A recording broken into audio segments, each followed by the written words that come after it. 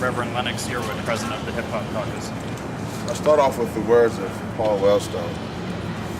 If we don't fight hard enough for the things we stand for, at some point we have to recognize that we don't really stand for them at all. I'm honored to stand here, but I grieve by the fact that a 76-year-old woman who is simply saying that she's calling us to a higher authority, that she is being charged instead of this president and this vice president and the secretary of state who should be charged on the court of law. But instead we stand here, recognizing that she's an inspiration. Cindy Sheehan, I said, became the Rosa Parks of the anti-war movement. Today, Eve Pitas becomes the Fannie Lou Hamer of our anti-war movement. She becomes like Fannie Lou Hamer, where she said, I am sick and tired of being sick and tired, and demanded a seat for the people. Today, she does that. She is demanding that the peace movement and this world abide by peace and not war. Let me say this clearly, that we are now following by her leadership and her footsteps. Last night, my dear friend Adam Kokesh and I spoke briefly. I'm also a member of IVAW, and we talked about the reality that we are facing, that we might have to face jail time for our movement, because if they can jail a 76-year-old woman, then they'll definitely jail us. We also face the reality of facing death for our movement.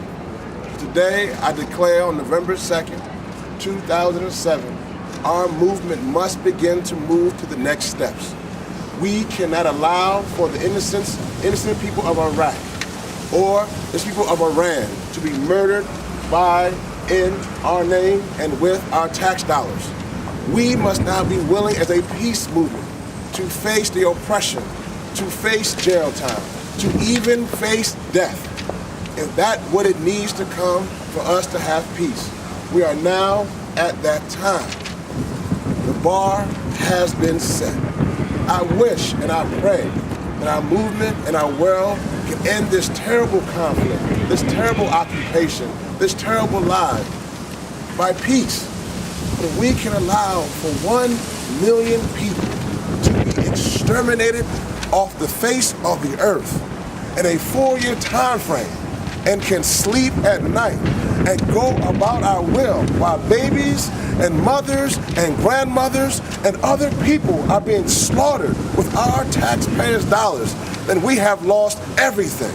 We are now at that moment where Eve has drawn the line for our peace movement, where conflict, where we must stand up, face jail time, we must stand up, even face death. If it comes to that, we must stand up at this time in history.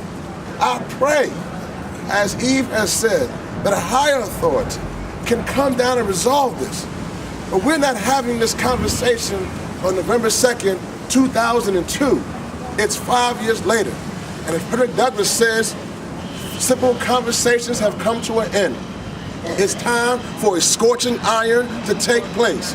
Eve Haytas represents that scorching iron for us in the peace movement, and let the scorching iron take place. We demand peace, and we demand peace at all costs.